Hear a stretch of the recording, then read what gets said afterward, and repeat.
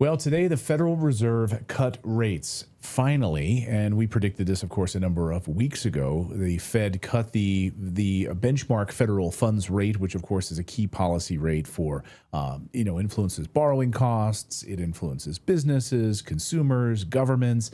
Mortgages not tied to this; they tend to follow about a year later. But yes, a big cut from the Federal Reserve. We all knew that this was coming. And of course, this is a big moment for the US dollar. This is a further erosion of the US dollar. And what does this mean for gold? What does this mean for silver? What does this mean for our retirement accounts? What does this mean for people that have like a savings account right now? What does this mean for people that are buying treasury bonds, hoping to get some sort of a good return on their investment? Americans right now are trying whatever they can do to make their U.S. dollar stretch as far as possible. So what does this mean? We want to bring in our friend of the show, Kevin DeMeritt. He's the CEO of Lear Capital. He knows this stuff inside and out. We'd like to check in with him from time to time. We are here on a big day, though, Kevin. Great to see you. Great to see you. So I think, at the 30,000 foot level, what do you think that this means for the U.S. dollar, the further erosion?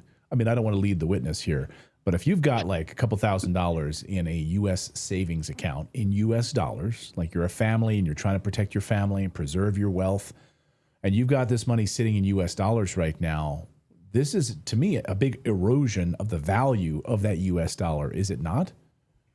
Absolutely. I mean, rate cuts absolutely weaken the U.S. dollar. And what you're seeing around the world, even prior to this, is a lot of central banks have already been selling U.S. dollars and swapping it for another asset, which is precious metals. I mean, they've had 3 years of record purchases on the gold market, and it'll probably be the fourth year, especially with this rate cut. I mean, already this year, they're above schedule from last year. I mean, they've purchased more gold this year than they have last year, especially China. So I think this move will accelerate that, and really, if we get some more of these cuts, then the dollar, in my opinion, will start to have many more problems over the next 6 to 9 months. Yeah, I had a friend of mine who's a big time investor. He reached out to me today. He said, Clayton, I don't think people understand. Like, people don't understand what's about to happen to the U.S. dollar structurally over the next 4 to 5 years. This is really all about China.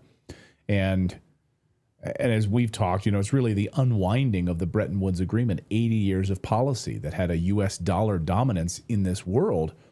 And now you've seen, as a hedge against the Soviets, as a hedge against communism. But the Obama-Biden era really unraveled this, allowed China to, use U.S. dollars to basically flood our market with goods, and in many ways, handicap the United States in dramatic ways, the rise of China. But structurally, over the next 4 to 5 years, as China continues to dump U.S. dollars, Japan, all of these countries realigning right now, we're going to see a huge drop off in U.S. dollars over the next 4 to 5 years. Do you agree or disagree with his thoughts? Well, I agree with his thoughts. And I think what maybe he's trying to explain to people is that when you sell U.S. dollars, if you're a foreign country and selling U.S. dollars, those dollars get repatriated back into the United States. So the definition of inflation, or a devaluing dollar, is too many dollars chasing too few goods. If you're liquidating literally hundreds of billions or trillions of dollars worth of U.S. treasuries and you're replacing it with something else, let's not worry about the something else right now. But you're just selling off those dollars. They're coming back to the United States. If everybody sold dollars, they're coming back to the United States.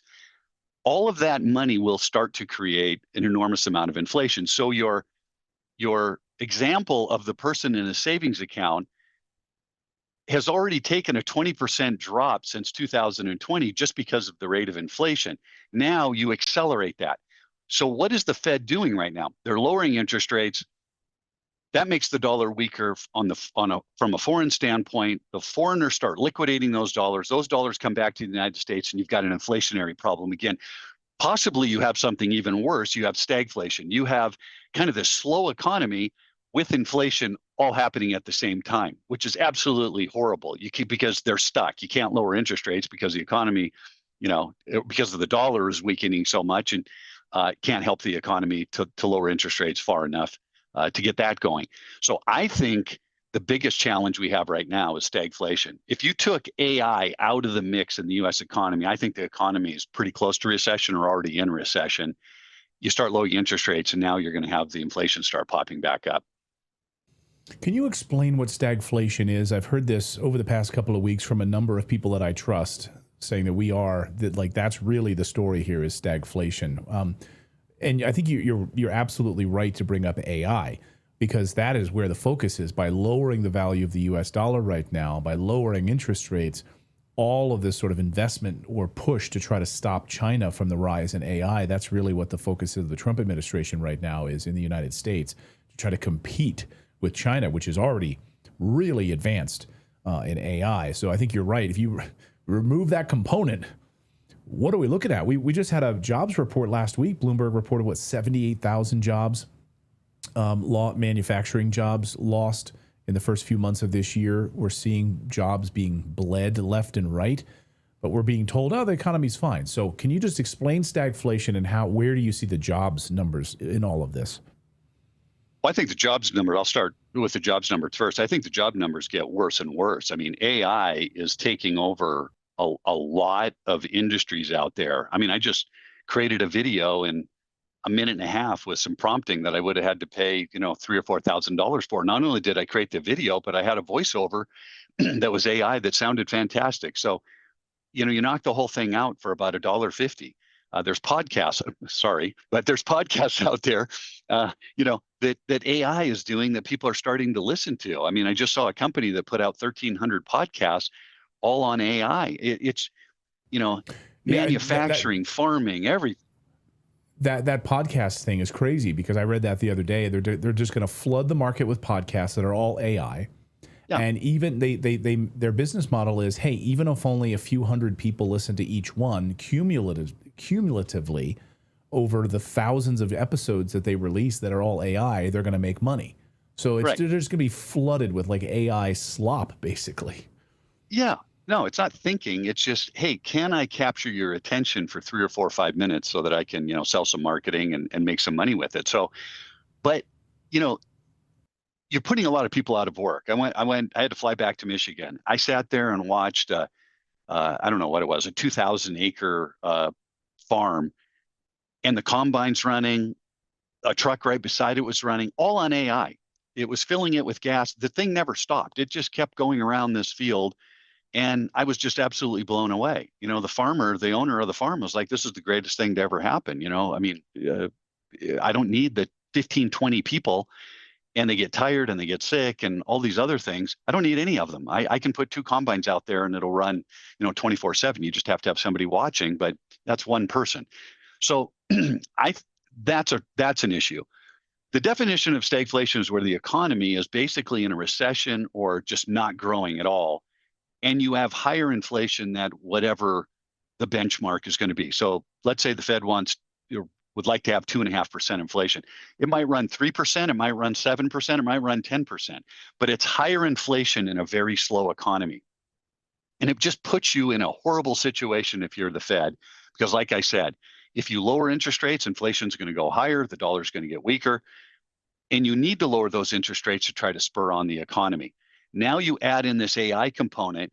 Are you really spurring on the economy, or is just AI doing some of that work and everybody's out of a job, or a lot more people than who would typically be out of a job would be out of a job, and that probably gets worse over the next 4 or 5 years. So it doesn't look good for the U.S. dollar for one big reason, in my opinion, not just these rate cuts, because we've increased interest rates, we've decreased interest rates. It's the amount of debt that the United States government has accumulated that is going to be the nail in the coffin, in my personal opinion. If they don't get that under control, then the interest on the debt, which you just can't get rid of, is already at $1 trillion. What does it look like in 5 years? What does it look like in 10 years? So every dollar they print makes the dollar that's out there worth less. If I can't control that interest on the debt, then they just keep printing $1 trillion a year for as far as the eye can see, or more each and every year.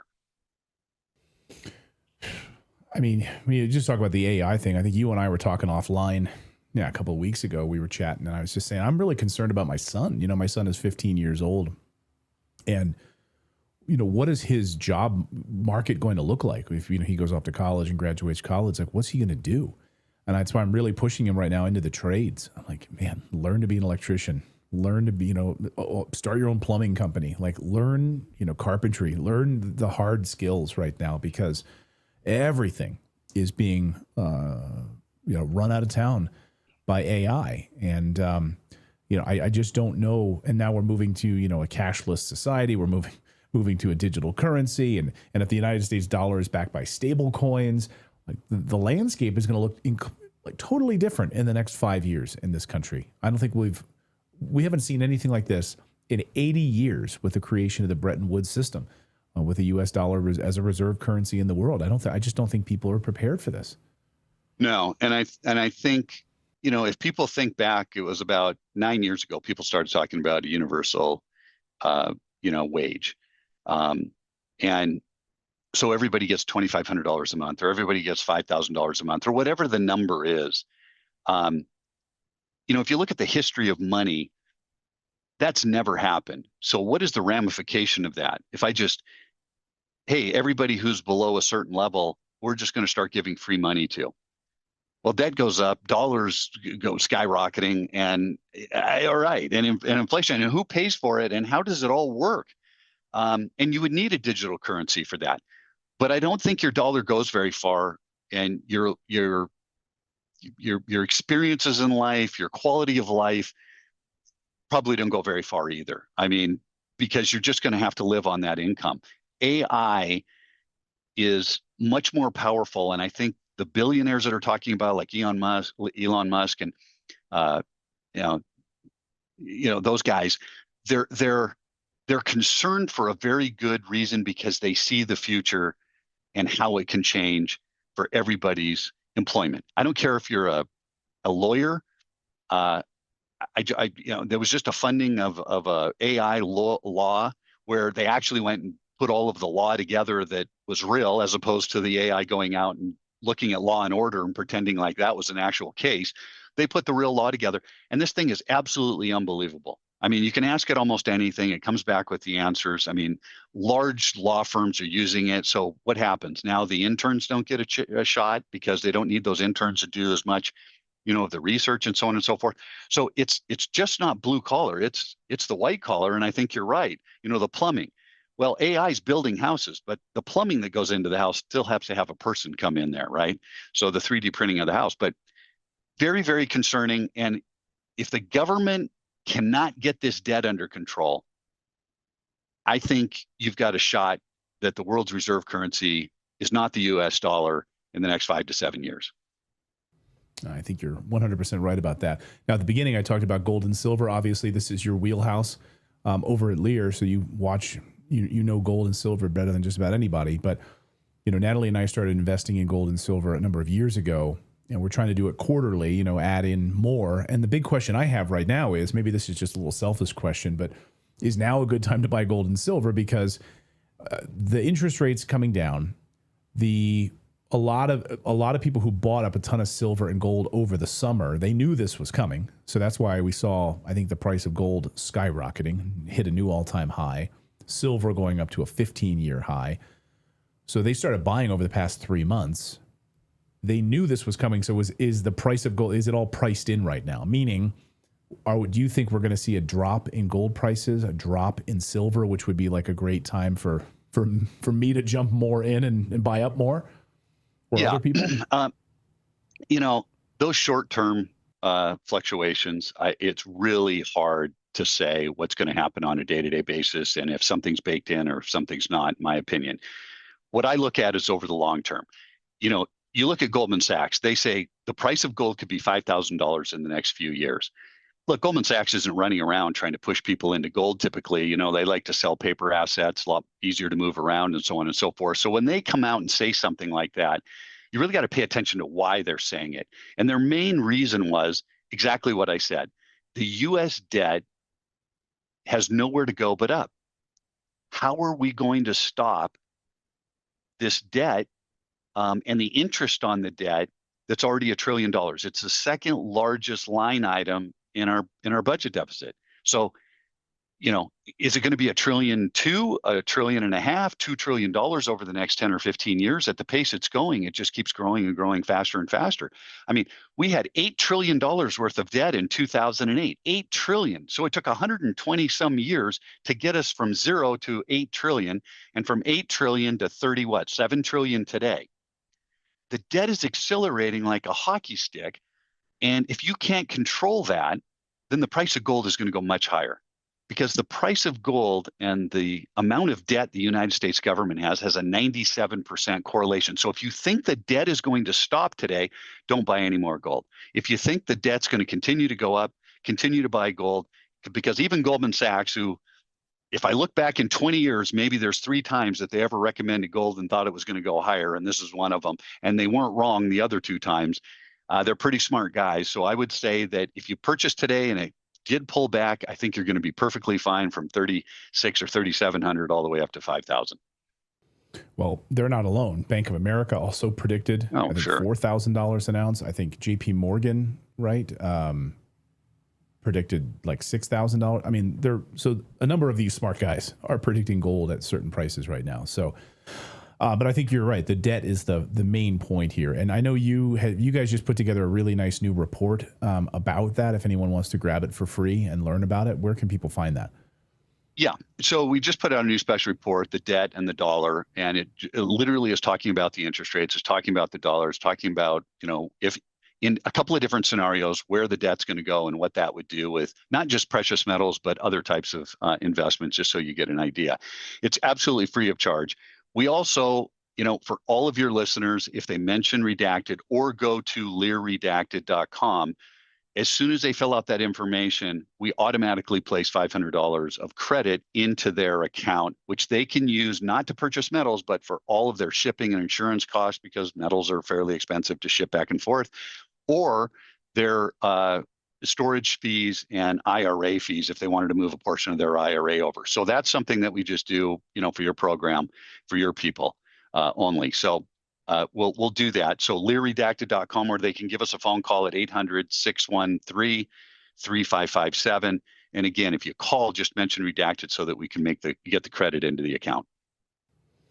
Awesome. I really appreciate it. So as we head into I'll get you out of here on this, Kevin, as we head into the end of the year here, people getting ready for Christmas, trying to put presents under the tree, trying to plan their next year here.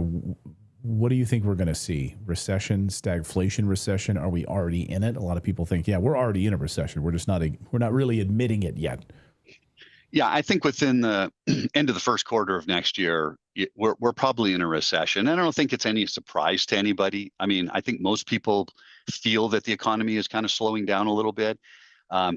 This is why they're going to lower interest rates. Most people say, hey, geez, they're going to lower interest rates because, and that's going to be good for the economy. No, they're lowering interest rates because something's wrong with the economy. They're looking at the jobs reports, they're looking at other indicators, and they say, hey, it's probably time. But usually they're behind the curve. By the time you're lowering interest rates, the economy's already slowed down to a point where you're not going to fix it just because you lowered interest rates 1/4 of a point. It usually takes 3 or 4 decreases and then, a year for it to kind of work through, the economy. So there's some time there that needs to take place. All right. I guess I'm buying more gold and silver. Buy silver right now. Most undervalued asset out there, in my opinion. Silver. What's the price on silver this morning? I mean, where are we sitting on silver prices right now? It's about $41. A 15-year high, which is right. I mean, I think we're at a 15-year high. 15-year high, and we're still not at all-time highs. It still needs to go to $49. But if you calculate where the silver price was when gold was $2,000 an ounce, was $49. Here we are at let's call it $600 an ounce. The silver price would have to go up to around $70 to match where we were when gold was $2,000 an ounce. It's literally one of the most undervalued assets out there. Everybody should just take a look at a little silver. We put a free silver report in there, but there's some really great reasons with solar and batteries and everything that's happening in the economy from an industrial side, but also on the investment side, that make it just an incredibly undervalued investment in today's market, in my opinion. Yeah, I was teaching my son all about it the other day. I told the audience a few weeks ago. I mean, we were just taking a walk and walking the dog, and he's starting to learn about investing, and he's like, "What should I invest in?" I was explaining to him how undervalued silver is right now. So he took some of his allowance money, he started investing in silver. So anyway, gotta get that message out there. Wall Street doesn't want you to know about it. Kevin, great to see you as always. Thank you so much for this, and we're going to see over the next few weeks what actually happens here in this economy. Thanks, Kevin. Yep. Thanks for having me, Clayton.